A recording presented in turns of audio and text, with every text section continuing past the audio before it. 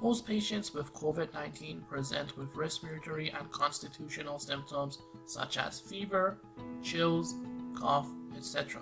But can COVID-19 cause stroke? Since December 2019, when the first cases of COVID-19 were identified, millions of people have contracted the disease worldwide, leading to thousands of deaths. While most patients have lung involvement, it is now known that for every 100 patients with COVID-19, 3 of them will have a stroke. But how can COVID potentially cause a stroke if its primary site of interest is the lungs?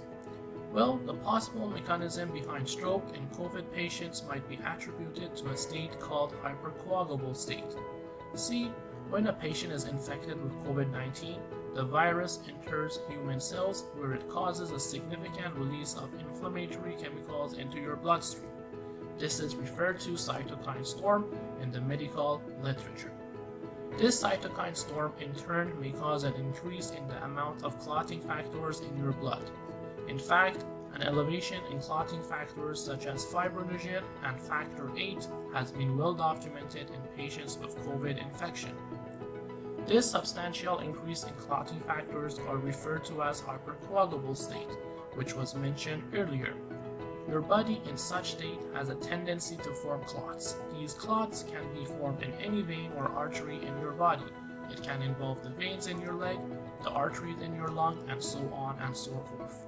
And when this clot hits the brain, it will deprive the affected area from blood supply, which results in a stroke. Another prospective mechanism for stroke in COVID patients is the formation of antiphospholipid antibodies, which have also been documented in patients with COVID-19. These antibodies have the potential to disable your body's natural anti-clotting system, and therefore result in formation of clots and subsequently strokes.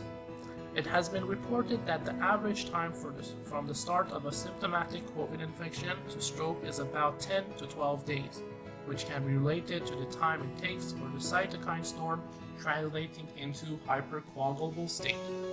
However, stroke in early days of COVID infection and even in asymptomatic patients have been reported. The important catch over here is that most strokes happen in patients with an average age of about 60 years old, who also had other risk factors, such as hypertension, high cholesterol levels, and diabetes. So, it's not exactly clear how much COVID-19 itself has a role in the occurrence of stroke in these patients, who already have other good reasons to develop a stroke, even without COVID. After all, the possible relationship between COVID-19 and stroke does not prove causation.